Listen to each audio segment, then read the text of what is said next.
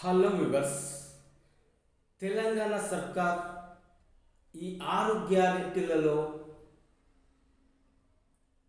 ఇందిరమ్మ ఇండ్లను ఏ విధంగా ఎందరికి నియోజకవర్గానికి ఎంతిస్తున్నారు, అలాగే ఎన్ని చదరపు అడుగుల విస్తీర్ణంలో ఉన్న వాళ్లకు ఇవ్వబోతున్నారు, ఒకవేళ సరిపోను స్థలం లేకుంటే ఏ విధంగా నిర్మించి ఇవ్వబోతున్నారు. ఈ పెళ్ళయి కొత్తగా నూతనంగా పెళ్ళయి అత్తగారికి పోయిన మహిళలకు ఏ విధంగా ఇవ్వబోతున్నారు, ఇందులో ఉన్న లిటిగేషన్లు ఏమిటి, ఇవన్నీ తెలుసుకోవాలంటే పూర్తిగా ఈ వీడియో స్కిప్ చేయకుండా చూడండి.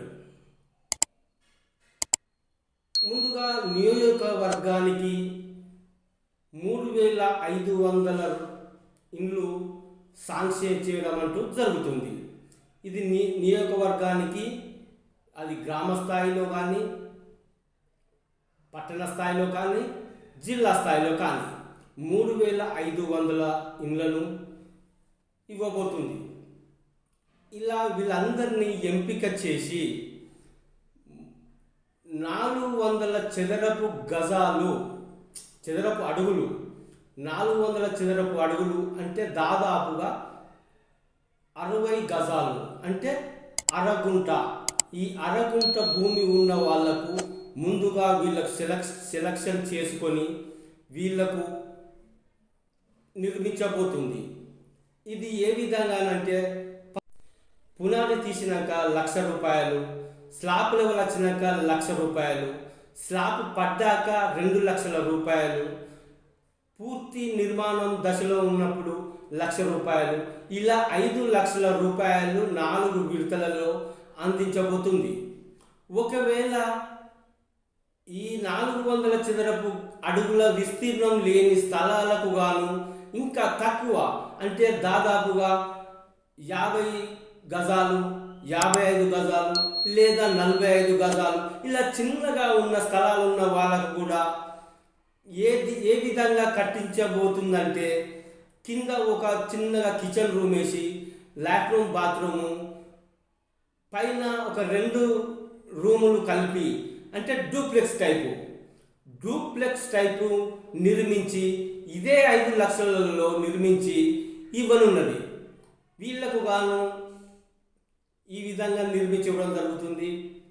ఇకపోతే ఎటువంటి భూమి లేని వాళ్లకు అది సెకండ్ దశలో, రెండవ దశలో వాళ్లకు ఇదే 400 చదరపు అడుగుల విస్తీర్ణంలో జాగా చూపించి అందులో ఇదే 5,00,000 రూపాయలతోటి నిర్మించి గృహాన్ని లబ్ధిదారులకు అందించడం అంటూ జరుగుతుంది.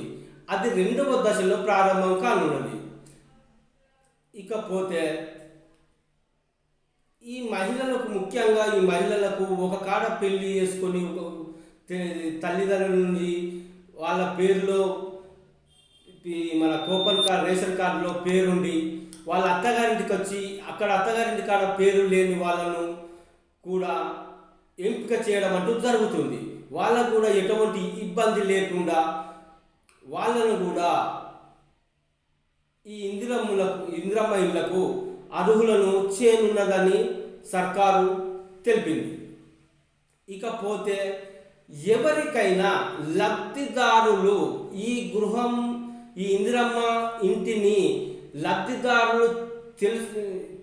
లబ్ధిదారులు అయినాక వీళ్ళందరినీ గ్రామ సభలలో పేర్ల ద్వారా అందరికీ తెలియజేయనున్నది.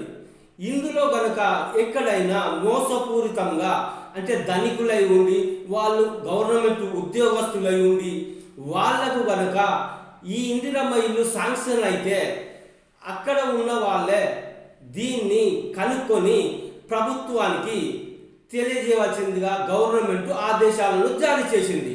ఇందులో ఎటువంటిది అనర్హులను ఎంపిక కాబడి లబ్ధిదారుడై ఉన్న వాళ్ళు మీకు తెలిసి ఉండి వాళ్ళు ధనికులయ్యి ఉద్యోగస్తులై ఉండి కనుక వాళ్లకు కనుక లబ్ధిదారులైన అవకాశం లేదు కాబట్టి వాళ్ళను వెంటనే కనుక్కొని అది అక్రమం కాబట్టి వెంటనే సర్కారుకు గవర్నమెంట్కు తెలియజేయవలసిందిగా ఆదేశాలను ప్రతి పౌరుడికి చెప్పడం జరుగుతుంది.